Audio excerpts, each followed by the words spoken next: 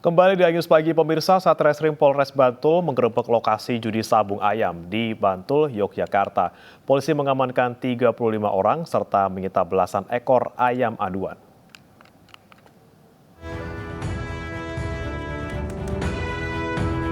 Menindaklanjuti laporan masyarakat adanya aktivitas perjudian sabung ayam di Dusun Jambean, Pajangan, Bantul, Yogyakarta, petugas dari Polres Bantul menggerebek lokasi sabung ayam dan mengamankan 35 orang yang berada di lokasi. Dari 35 orang yang diamankan, polisi akhirnya menetapkan 6 orang sebagai tersangka dalam kasus perjudian sabung ayam. Jumlah uang yang dipertaruhkan dalam satu babak aduan ayam mencapai ratusan ribu rupiah. Dan dalam sehari, rata-rata dilakukan 6 babak adu ayam, sehingga omset perjudian ini bisa mencapai belasan juta rupiah. Sering melakukan kegiatan perjudian jenis sabung ayam. Inisiasi kok dari masyarakat menyampaikan langsung melalui WhatsApp ke Bapak Kapolres karena sabung ayam ini meresahkan masyarakat. Sementara polisi masih mengejar 3 orang operator sabung ayam, yakni petugas pengatur waktu, administrasi uang taruhan, serta penyelenggara sabung ayam. Selain para tersangka, polisi juga mengamankan 12 ekor ayam aduan yang harganya ratusan ribu hingga jutaan rupiah per ekornya. Dari Bantul, Yogyakarta, Trisna Purwoko, iNews melaporkan. Isak tangis warnai otopsi lanjutan jenazah Brigadir Yosua di Rumah Sakit Sungai Bahar, Jambi. Laporan hasil otopsi akan selesai dalam 4-8 minggu ke depan.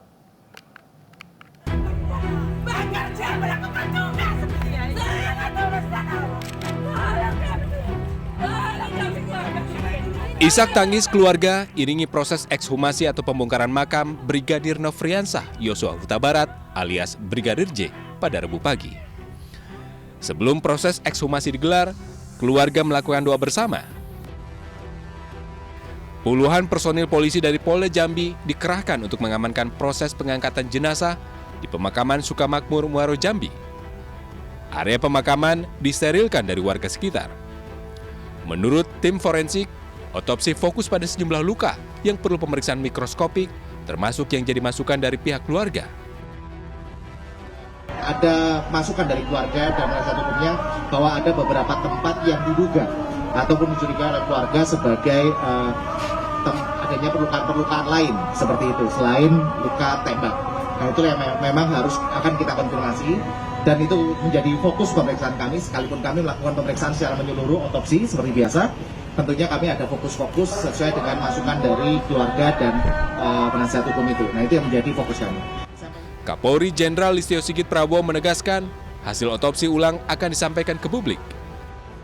Telah dilaksanakan otopsi ulang dan tentunya juga pada saatnya akan disampaikan ke publik. Jadi saya kira semua kegiatan-kegiatan tersebut tentunya menjadi perhatian publik dan kita minta untuk semuanya ikut mengawasi sehingga transparansi, akuntabilitas dari hasil yang kita harapkan dan tentunya akan dipertanggungjawabkan ke publik betul-betul bisa berjalan dengan lancar, dengan baik dan memenuhi rasa keadilan yang Menko Polhukam Mahfud MD juga optimis tim gabungan Mabes Polri, Komnas HAM, Kompolnas dan tim khusus serius menangani kasus kematian Brigadir Yosua. Apalagi Presiden Jokowi telah memberikan arahan agar Mabes Polri transparan. Itu kan ada teknik-teknik dan strategi penyelidikan itu Polri udah punya, tapi sudah ada juga perintah dari Presiden jangan main-main kan gitu, harus dibuka sebenar-benarnya. Usai otopsi, jenazah Brigadir Yosua kembali dimakamkan. Tim forensik membutuhkan 2-4 minggu untuk memproses sampel jaringan otopsi. Hasil akhirnya akan keluar antara 4-8 minggu kemudian. Dari Jambi dan Jakarta, tim liputan iNews melaporkan. Komnas HAM menegaskan Brigadir Yosua masih hidup setibanya dari Magelang. Hal itu ditegaskan Komnas HAM berdasarkan 20 video rekaman CCTV perjalanan rombongan Irjen Verdi Sambo dari Magelang hingga ke Jakarta.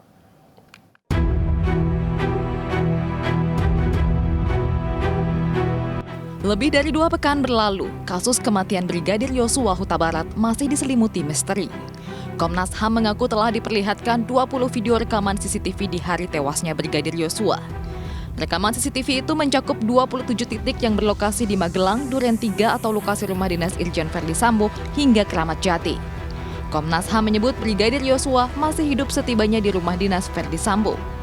20 sekian video dari 27 titik kami tadi lihat semuanya.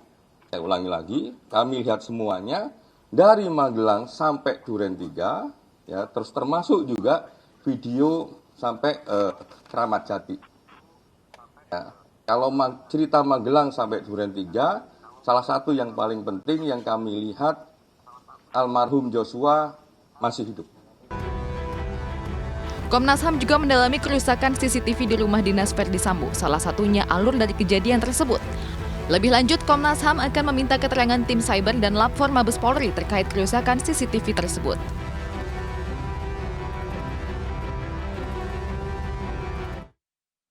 Informasi lain pemirsa, diduga berselingkuh dengan istri anggota TNI, seorang oknum perwira polisi digerebek warga di Jombang, Jawa Timur.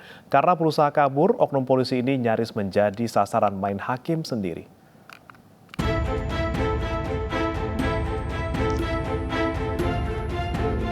Inilah video amatir saat seorang oknum polisi berpangkat Inspektur 2 nyaris diamuk warga di perumahan Abadi Mega Regensi, Desa Sambirejo, Jogoroto, Jombang, Jawa Timur.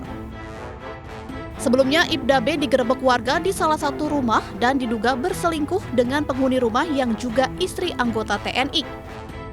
Ia bahkan sempat menabrak 2 orang saat berusaha kabur dari kejaran warga. Dari pemeriksaan sementara, Ibda B membantah selingkuh karena datang bertamu untuk urusan jual beli rumah.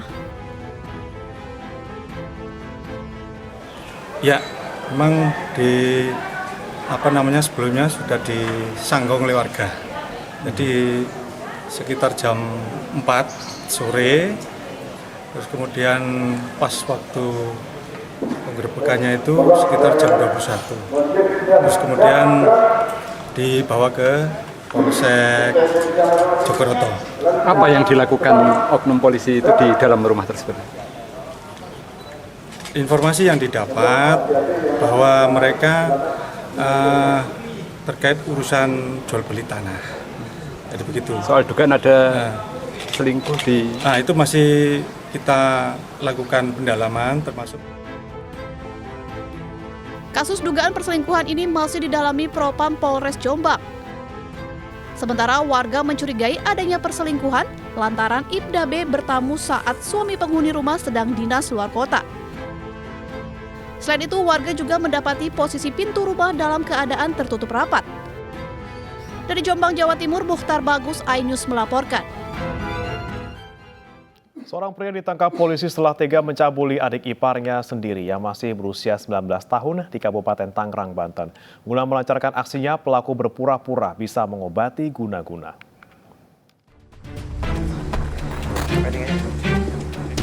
Dengan modus pengobatan gaib, pria 37 tahun ini melancarkan aksi cabulnya sebanyak 2 kali agar korban yang terkena guna-guna bisa segera mendapatkan jodoh. Aksi bejat pelaku dilakukan saat melakukan pengobatan terhadap korban yang merupakan adik iparnya sendiri. Namun setelah 2 kali mendapat aksi pencabulan tersebut, korban akhirnya bercerita kepada orang tuanya hingga akhirnya dilaporkan ke Polsek Rajek.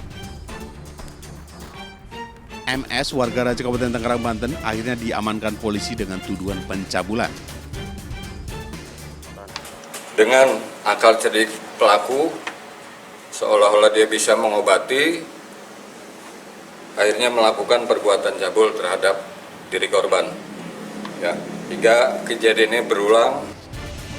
Kini pelaku mendekam di sel tahanan Polresta Tangerang dan dijerat pasal 289 KUHP tentang pencabulan dengan ancaman hukuman maksimal 9 tahun penjara. Dari Kabupaten Tangerang, Banten, Aimarani Ains melaporkan. Seorang guru ngaji mencabuli 11 muridnya. Kasus ini terungkap setelah salah satu korban melapor ke orang tuanya mengenai perilaku gurunya.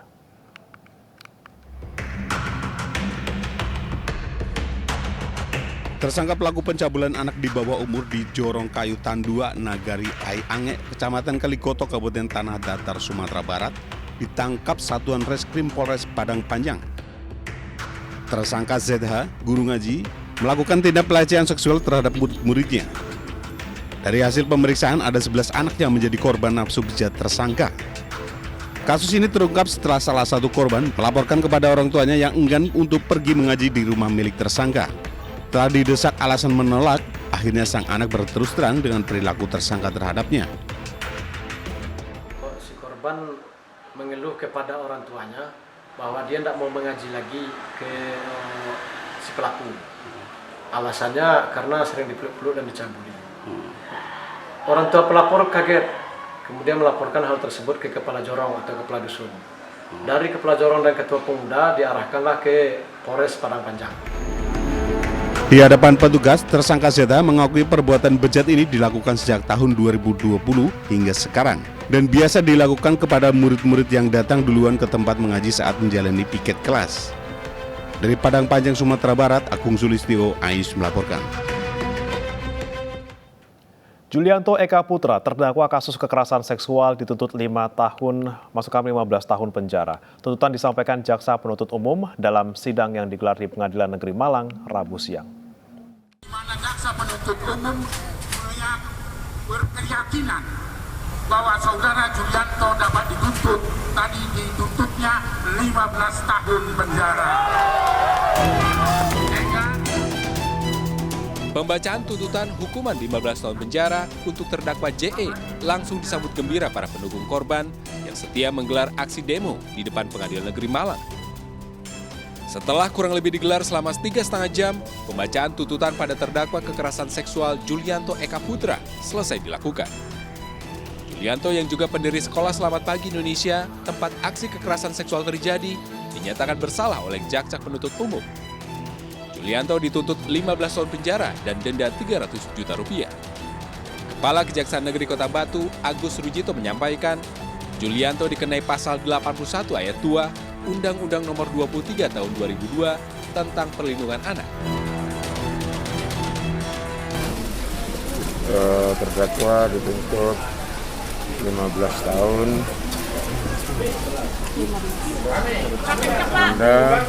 Dendanya 300 juta, subsidiar 6 bulan. Sementara itu, kuasa hukum terdakwa, Hotma Sitompul menyatakan akan segera membuat nota pembelaan. Kita sebagai penasehat hukum tidak mau mengomentari tuntutan surat tuntutan, karena komentar akan kita sampaikan pada saat kita membuat nota pembelaan kita. Sementara itu, Komnas Perlindungan Anak Aris Merdeka Sirait mengapresiasi tuntutan 15 tahun penjara untuk Julianto. Sekali lagi saya ucapkan terima kasih kepada Jaksa Penuntut Umum karena itu sesuai dengan dakwaan yang sejak awal ya sampai sidang ke-21 hari ini terpenuhi. Sidang selanjutnya dengan agenda pembacaan pledoi atau pembelaan oleh terdakwa dijadwalkan pada Rabu 3 Agustus pekan depan. Dari Malang, Jawa Timur, Denny Irwansyah melaporkan. Polisi menetapkan 3 tersangka dalam kasus perundungan bocah di Tasikmalaya, Jawa Barat. Para tersangka diproses dengan mekanisme peradilan anak karena masih di bawah umur.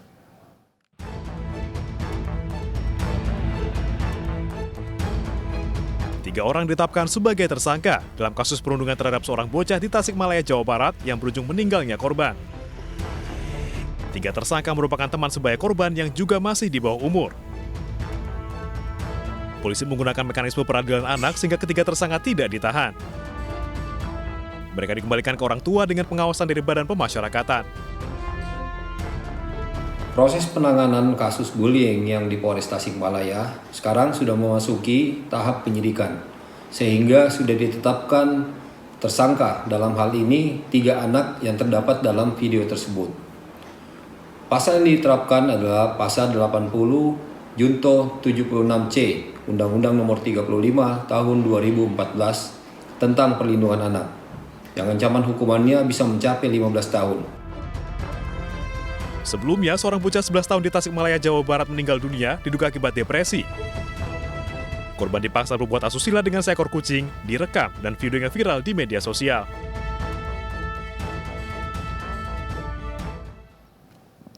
Rakit dan simpan bom ikan nelayan di Kabupaten Sika, Nusa Tenggara Timur diamankan polisi. Dari tangan pelaku, polisi menyita sejumlah barang bukti.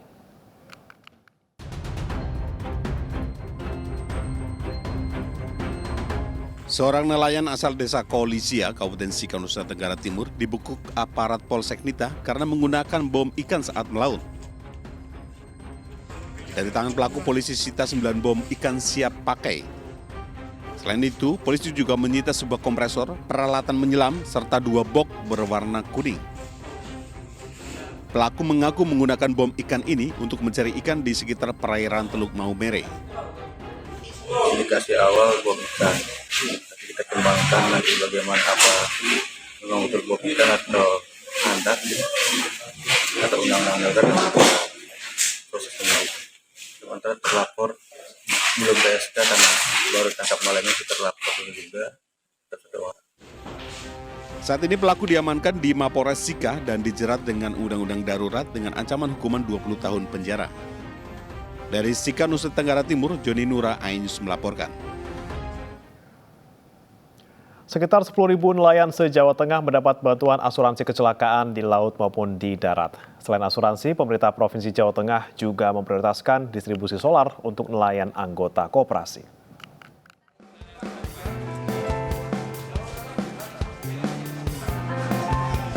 Gubernur Jawa Tengah Ganjar Pranowo mengunjungi tempat pelelangan ikan Tegal Katilayu di Cilacap, Jawa Tengah, Rabu siang.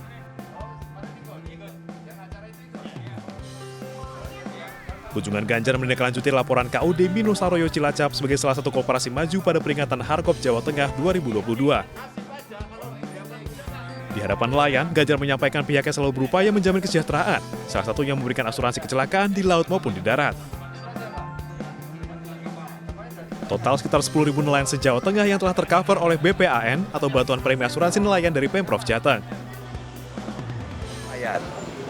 Jadi asuransi nelayan itu ada kecelakaan di laut ataupun di darat, ya, dengan besaran-besaran yang ada dan kita yang membayar preminya. Ya, jadi kurang lebih 10.000 itu akan kita cover. Ya. Mudah-mudahan ini bisa membantu. Setidaknya tenanglah nelayan gitu ya. Dalam kesempatan ini, para nelayan juga mengeluh soal pasokan BBM kapal yang kerap kehabisan stok kepada Ganjar. Sedangkan kita cuma mendapatkan BBM itu 5 liter, kotanya sampai 10 liter. Kalau kita ke sini kita harus nyebrang membeli BBM tersebut. Jadi harapan saya ya dipermudah untuk BBM. Terkait BBM, Ganjar menyarankan agar setiap nelayan anggota koperasi yang membutuhkan BBM kapal wajib didata. Hal ini untuk memudahkan pemenuhan pasokan BBM ketika stoknya habis.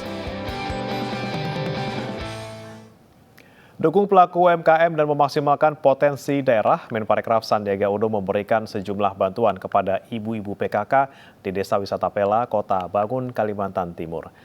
Bantuan yang diberikan berupa mesin spinner atau pengering minyak untuk membuat kuliner khas Kaltim, rabuk iwak kepada Hasanah.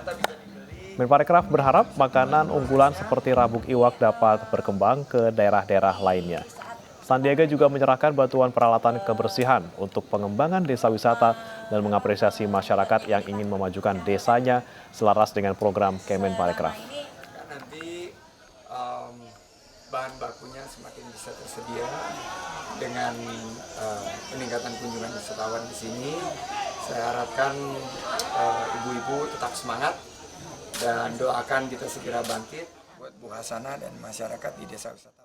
Zikir dan doa bersama digelar untuk kesejahteraan bangsa Indonesia jelang Pilpres 2024. Kegiatan zikir dan doa bersama digelar relawan Mak Ganjar wilayah Cianjur, Jawa Barat. Zikir dan doa bersama diikuti kiai dan ulama dari sejumlah pesantren serta masyarakat berbagai profesi. Selain doa bersama untuk kesejahteraan untuk Indonesia, mereka juga mendoakan Ganjar Pranowo maju di Pilpres 2024 mendatang. Menurut relawan, Ganjar memiliki visi dan misi yang jelas dalam mewujudkan Indonesia makmur dan sejahtera.